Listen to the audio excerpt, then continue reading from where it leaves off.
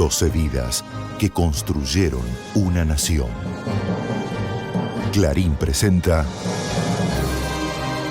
grandes biografías de los 200 años.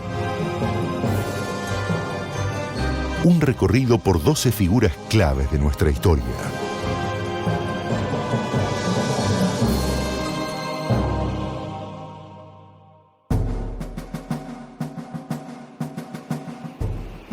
En el ocaso de su vida, frente a la costa francesa de Boulogne-sur-Mer, José de San Martín se reúne con sus recuerdos.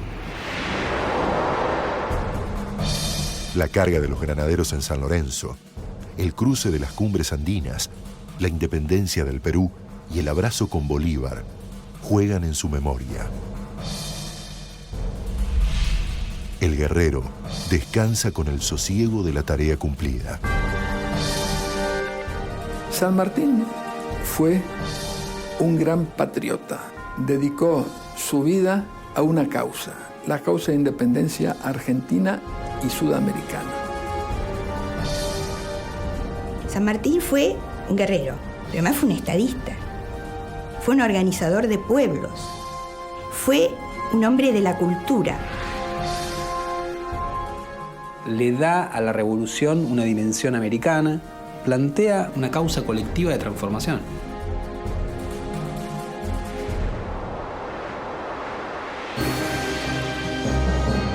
José de San Martín, la epopeya de un grande.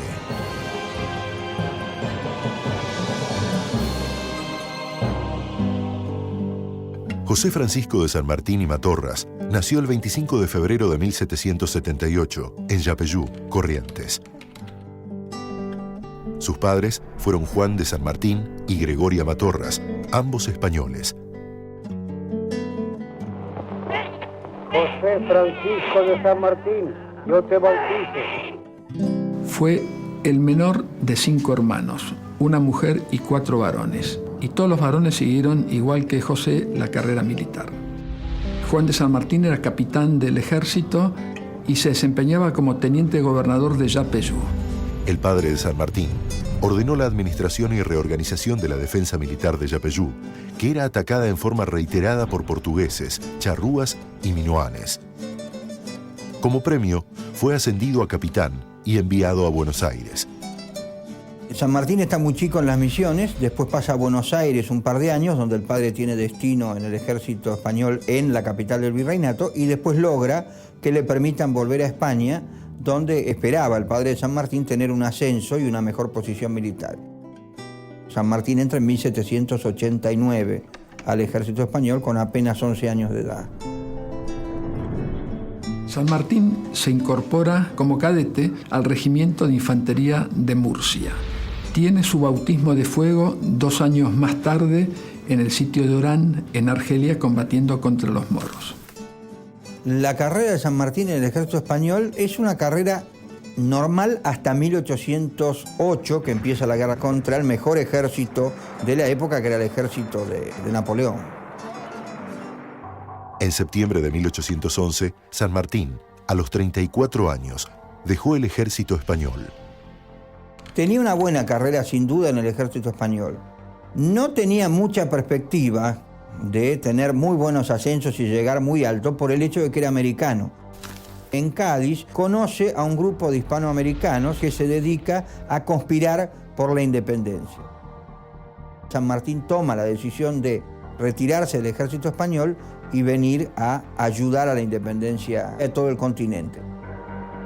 Yo, José de San Martín, juro consagrar mi vida a la independencia sudamericana.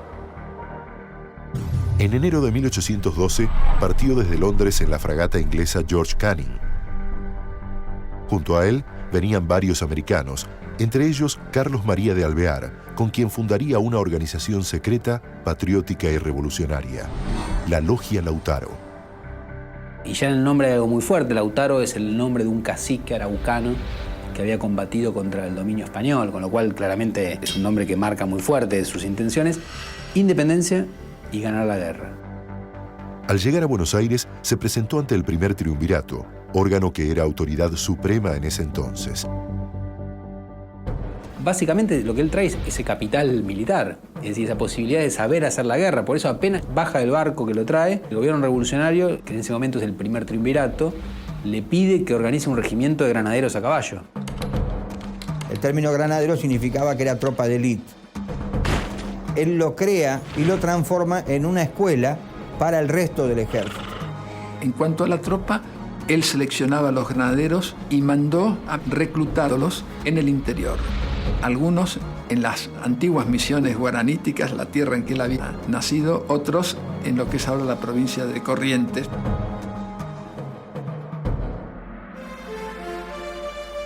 El teniente coronel se incorporó a la sociedad criolla y el 12 de septiembre de 1812 contrajo enlace con Remedios de Escalada.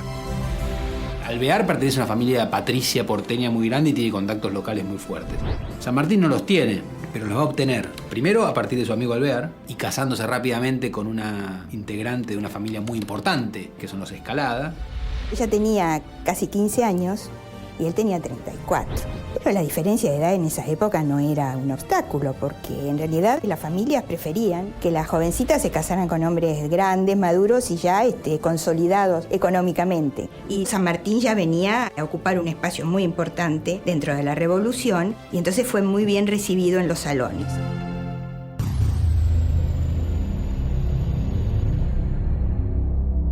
El gobierno porteño supo que los realistas intentarían desembarcar en la ribera del río Paraná. Entonces le ordenan a San Martín que con un escuadrón marche siguiendo el recorrido que hacía remontando el Paraná la escuadrilla realista para que cuando estos desembarcaran los atacara. Y él carga a la cabeza de sus granaderos. En la mañana del 3 de febrero de 1813, las naves españolas se detuvieron frente al convento de San Carlos, al norte de Rosario. Oculto, con 140 hombres, San Martín los vigiló desde la noche anterior. Cuando desembarcaron, los tomó por sorpresa. El combate duró 15 minutos. Los granaderos superaron a los realistas, les provocaron numerosas bajas y los obligaron a huir. En el combate, San Martín cayó bajo el cuerpo de su caballo herido. El soldado Juan Bautista Cabral, que lo ayudó a salir de ese trance, fue muerto. La importancia que tuvo el combate de San Lorenzo fue que le permitió a San Martín ganar la confianza de la población de Buenos Aires, que antes tenía desconfianza de este oficial que había servido en España, y foguear a sus granaderos. San Martín estaba ahora listo para iniciar su plan de liberación continental. San Martín nació en la localidad de Yapeyú, Corrientes. Los restos de su casa natal se conservan dentro del Regimiento de Granaderos a Caballo General San Martín de esa localidad.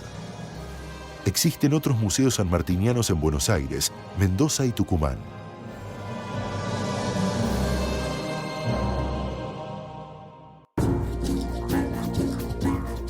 El ejército del Perú, al mando del general Manuel Belgrano, había triunfado en Salta y Tucumán. Pero más tarde fue derrotado en Vilcapugio y Ayohuma. A fines de 1813, el gobierno decidió que San Martín reemplazase a Belgrano y para ello lo nombró mayor general. Los dos patriotas se encontraron en una posta en Algarrobos, cerca de Yatasto, Salta. Que se conocieran personalmente las dos figuras hizo que se transmitieran las mutuas ideas sobre el futuro de la revolución.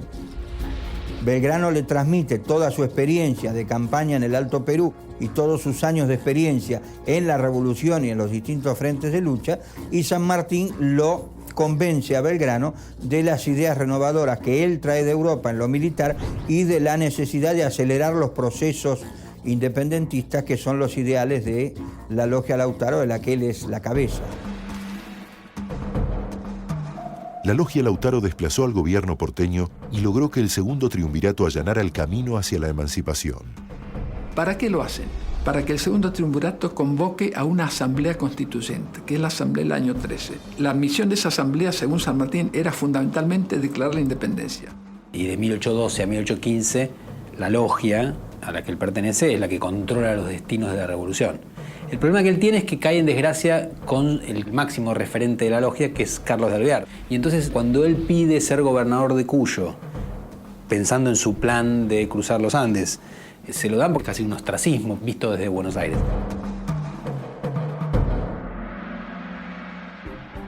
En Cuyo, San Martín debió hacerse cargo de gobernar y a la vez organizar el ejército. Era una tarea gigantesca para un solo hombre. San Martín no se dedica solamente al ejército de los Andes, sino que produce mejoras en la agricultura, en la ganadería, dicta leyes de educación y organiza todo el gobierno de Cuyo, sí, al servicio de la formación del ejército de los Andes, pero sin descuidar la fase civil y la fase política. Mientras tanto, en San Miguel de Tucumán, un congreso se disponía a declarar la independencia. Se conserva correspondencia que mantiene San Martín con el más prominente de sus diputados, que era el doctor Tomás Godoy Cruz, en la que insiste permanentemente sobre la declaración de la independencia. Con la declaración de la independencia, la campaña a Chile se convirtió en una prioridad para las Provincias Unidas. Juan Martín de Pueyrredón es nombrado director supremo y a partir de ese momento el eje de la política de los gobiernos revolucionarios va a ser la campaña de los Andes. Para ese momento, Remedios ya se había trasladado a Mendoza y el 24 de agosto de 1816 nació la única hija de ambos, Mercedes, que pronto fue conocida como la Infanta Mendocina. San Martín está muy contento porque tiene su hija, por supuesto que le estaban esperando un hijo, y después porque hacía un mes que se había declarado la independencia. Y entonces él iba a cruzar con un ejército de un país independiente y soberano, y no de un ejército revolucionario.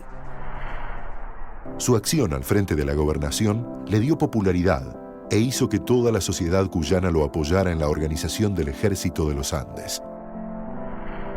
La actividad de San Martín político en el ejército estuvo en la habilidad de hacer que el pueblo cuyano, que en su momento podía parecer reticente a dar todo su apoyo, a entregar todo lo que tenían para la formación del ejército, termina haciéndolo.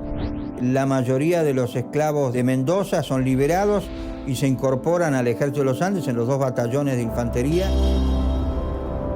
La guerra la tenemos que hacer del modo que podamos. Si no tenemos dinero, carne y un pedazo de tabaco no nos han de faltar. Cuando se acaben los vestuarios nos vestiremos con las bayetitas que trabajan nuestras mujeres, y si no, andaremos en pelotas como nuestros paisanos los indios. Seamos libres, que lo demás no importa.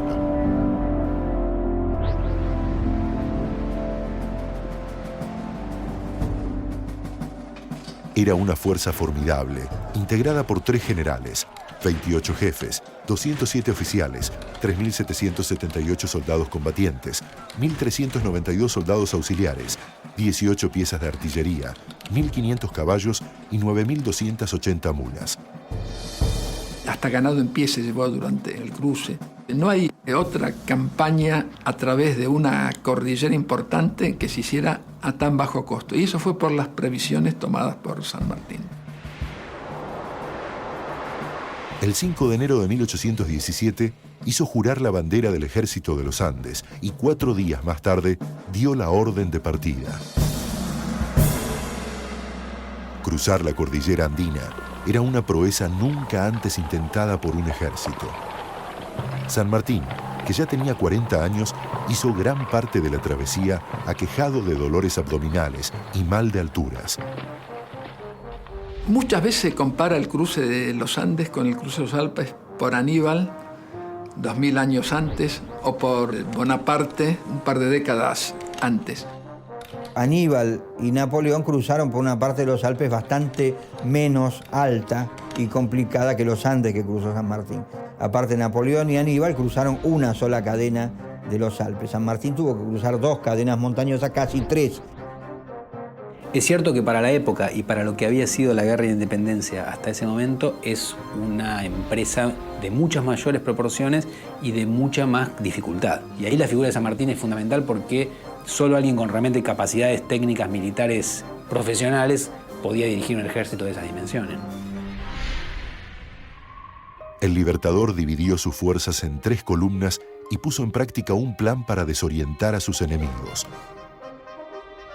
La guerra de Zapa es el nombre que dio San Martín a lo que ahora le llamamos acción de inteligencia y acción psicológica. San Martín desarrolló actividades de espionaje, contraespionaje, velo y engaño y propaganda. Por eso se hace el parlamento con los indios en el sur de la provincia de Mendoza, en el cual San Martín les pide permiso para atravesar la cordillera por su territorio para invadir por el sur Chile. Ese solo hecho no lo iba a engañar al capitán general de Chile, pero lo mantenía en la incertidumbre. Por eso, teniendo el ejército realista efectivos superiores al de San Martín, se vio obligado a distribuirlos en un frente de 800 kilómetros. De esa manera engañó a los realistas, haciéndole creer que iba por un punto o por otro, de tal manera que los realistas subdividieron su ejército porque no sabían por dónde iba a llegar. San Martín logró llegar a Chile con su ejército prácticamente intacto. Atrás quedaban las inclemencias y los ataques de las patrullas enemigas. Finalmente, 3.500 soldados del ejército de los Andes se encontraron con las fuerzas realistas en la cuesta de Chacabuco, al norte de la ciudad de Santiago de Chile. Cuando San Martín avanza hacia la cuesta de Chacabuco, los realistas están puestos sobre esa serranía y lo ven venir. La maniobra genial de San Martín es dividir sus fuerzas, uno por la Cuesta Vieja, por donde manda O'Higgins, y otro por un paso un poco más largo, que es la Cuesta Nueva, para agarrar a los realistas por el flanco. En la madrugada del 12 de febrero de 1817, se inició la batalla que sería crucial para el destino sudamericano. Duró 10 horas y fue una victoria absoluta para las fuerzas patriotas. El ejército realista queda completamente derrotado e inicia una retirada en desbandada hacia Santiago. Otra parte del ejército realista se repliega en derrota y se retira hacia el sur de Chile y forma una resistencia en el sur, pero Santiago cae. Al finalizar los combates, el Libertador escribió: "En 24 días hemos hecho la campaña. Pasamos la cordillera más elevada del globo. Concluimos con los tiranos y dimos libertad a Chile".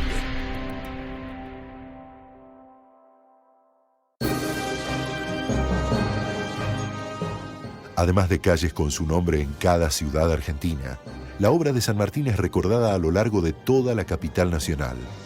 En las avenidas San Martín, Callao, Nazca, Patricias Argentinas y Libertador, y en las calles San Martín, Granaderos y Talcahuano. Es el prócer que tiene referencias más numerosas en la toponimia del país.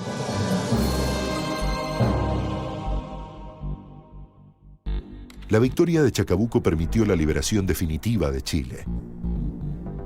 Cuando los patriotas ingresaron triunfantes en Santiago, San Martín fue propuesto para gobernador. San Martín entra en Santiago, ahí se convoca un cabildo abierto que le ofrece a San Martín el cargo de director supremo. San Martín lo rechaza y lo hace recaer en O'Higgins, su colaborador y amigo, que era chileno. San Martín queda como comandante en jefe del Ejército Unido porque se forma un ejército chileno que se une al de los Andes. Tras donar los 10.000 pesos que recibió por premio para que se fundara una biblioteca pública, viajó a Buenos Aires. Allí se enteró de las luchas intestinas entre el gobierno porteño y los caudillos provinciales. San Martín debe volver de Chile con su ejército para decidir nuestra lucha política. No volver sería una traición a la patria. Necesitamos ganar la guerra civil. El Libertador dijo en esos días: "El general San Martín jamás derramará la sangre de sus compatriotas y solo desenvainará la espada contra los enemigos de la independencia de Sudamérica". El Libertador regresó a Chile y lo sorprendió una derrota en los campos de Cancha Rayada. Cancha Rayada es el efecto de la respuesta española. Por una maniobra nocturna logran una victoria sobre el ejército patriota. Una victoria que no es total por la acción de San Martín, que logra rescatar la parte más importante del ejército y replegarla para volver a formar el ejército de nuevo.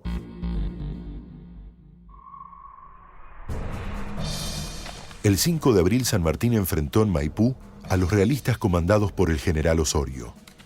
Los derrotó y acabó con las fuerzas enemigas en tierra chilena.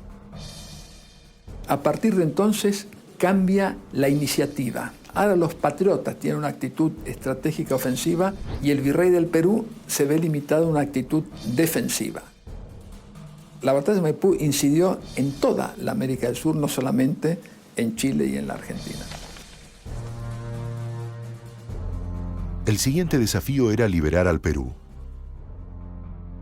Para ello, contrató al almirante británico Thomas Alexander Cochrane y una escuadra compuesta por 9 barcos de guerra, 14 mercantes y 11 lanchas cañoneras. Cochrane condujo la escuadra que transportó a la expedición libertadora al Perú y logró el dominio del Pacífico, del cual borró prácticamente a los barcos realistas. Cochrane era básicamente un marino británico que buscaba el interés personal y San Martín tenía otros fines. Por eso chocan en determinado momento Cochrane y San Martín. El 8 de septiembre de 1820, el Ejército Libertador desembarcó en Paracas, al sur de Lima. San Martín quiere llegar a Perú y lograr la independencia sin efusión de sangre. Y quiere que el Perú se declare independiente por convencimiento y sin tener que derrotarlos militarmente. Contaba en que una vez que desembarcara, la población peruana se iba a sumar a la causa de independencia y a poder formar un poderoso ejército peruano. Pero esto no ocurrió. En inferioridad numérica, San Martín envió sus fuerzas a distintos puntos del Perú para debilitar a las tropas adversarias. El regimiento Numancia, formado por venezolanos enrolados en el bando realista, decidió regresar al bando patriota. El 28 de julio de 1821 se declaró la independencia peruana y San Martín fue proclamado protector del Perú. Acepta el gobierno con el título de protector porque quería mantener en su mano el poder político y militar para seguir la guerra que todavía estaba lejos de terminar. Todo lo que es la estructura del primer Perú independiente la hace San Martín como protector del Perú. Propone la creación de escuelas, modifica las universidades, la transforma en universidades del Estado, crea la biblioteca pública. Se preocupó de conservar las reliquias de los incas. Creó un museo para que nadie se las llevara a Europa. Dio dignidad al indio. Desde ese momento, por un decreto, ya no se les llamaba más indios ni naturales. Debían ser considerados ciudadanos del Perú. Pero los realistas mantenían un bastión en Quito, Ecuador. El lugarteniente de Simón Bolívar, Antonio José de Sucre, pidió asistencia a San Martín, quien le envió una división completa de soldados. Con estos refuerzos, Sucre triunfó en Riobamba y Pichincha. Era preciso que la lucha por la emancipación americana se unificara. San Martín y Bolívar se reunieron el 27 de julio de 1822 en Guayaquil, Ecuador. San Martín le solicitó a Bolívar que le diera apoyo para terminar la guerra de independencia en el Perú. Bolívar le dijo que no podía darle la cantidad de soldados y tropa que necesitaba San Martín sin la autorización de Colombia. Entonces San Martín le ofrece ser subordinado de Bolívar. Bolívar aparentemente le dice que nunca podía ser sus superiores y que son iguales. Pero San Martín cree entonces ahí sí que el problema es él y que tiene que decidirse a renunciar al mando del Perú para dejarle a Bolívar toda la gloria de finalizar la independencia. San Martín renunció a sus cargos en el Perú y emprendió el regreso a Buenos Aires para reencontrarse con su familia. Advertido de una posible emboscada de sus enemigos internos, una tragedia mayor ocurrió mientras postergaba su partida. Él estaba en Mendoza cuando muere Remedios y justamente no puede llegar a tiempo porque sabía que estaban esperándolo los rivadavianos para detenerlo o matarlo en el camino. Se encuentra solo con su hija pequeña y sin ningún apoyo en Buenos Aires, porque el gobierno de Buenos Aires no le es afecto por el hecho de que San Martín en determinado momento no ha querido dejar de lado la guerra de independencia para apoyar a los porteños en su lucha contra el interior. San Martín no quería pelear con sus hermanos y antes que nada y antes que su familia estaba su misión, la que había cumplido y no quería manchar. Junto a su hija Mercedes, el 10 de febrero de 1824, el Libertador partió a Europa con una misión diplomática. Tras la caída de Napoleón, se forma la Santa Alianza. La Santa Alianza era favorable a que España recuperara sus posesiones en América. No tenemos que descartar que uno de los motivos que tenía era lograr el reconocimiento por parte de las potencias europeas de la independencia de los nuevos estados que todavía no habían sido reconocidos. La definitiva independencia americana no estaba lejos. El 9 de diciembre de 1824, el mariscal Sucre derrotó en Junín y Ayacucho al último ejército realista que resistía en el Perú. Los restos de San Martín fueron repatriados el 12 de octubre de 1880. En su testamento había pedido que su cuerpo fuera depositado en la Catedral porteña. Por falta de espacio, permanece en posición vertical en el cenotafio que lo aloja en un ala de la Catedral de Buenos Aires.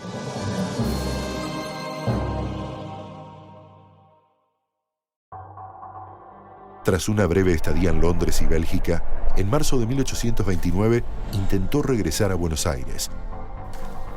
Llega a Buenos Aires, se entera que había estallado nuevamente la guerra civil por la revolución de Lavalle, el fusilamiento de Dorrego, y decide mantenerse al margen. San Martín permaneció unos meses en Montevideo. Juan Lavalle y Manuel Dorrego habían sido sus subordinados en la gesta libertadora. Luego, al ver que los enfrentamientos no se aplacaban, volvió a Europa. El exilio de San Martín nunca está desprovisto de contacto con el Río de la Plata, ni de contacto con Chile, ni de contacto con Perú. San Martín recibía las visitas de cuánto chileno, peruano, argentino importante iba a Europa, quería visitar. Entre los argentinos, Sarmiento, Alberdi, Varela. Se instaló en una residencia en Francia, desde donde siguió con interés los sucesos políticos americanos. Los años pasaron, y ya anciano, San Martín se ocupó de algunas tareas de huerta, de escribir y de leer. Evidentemente lo más extraordinario es habernos dado la independencia de estos tres países y haberse retirado, como se retiró, a un ostracismo silencioso, con un gran dolor por su patria y siempre tratando de no crear conflictos entre hermanos. Sucesos revolucionarios en París hicieron que en marzo de 1848 decidiera mudarse a un lugar más apacible, Boulogne-sur-Mer.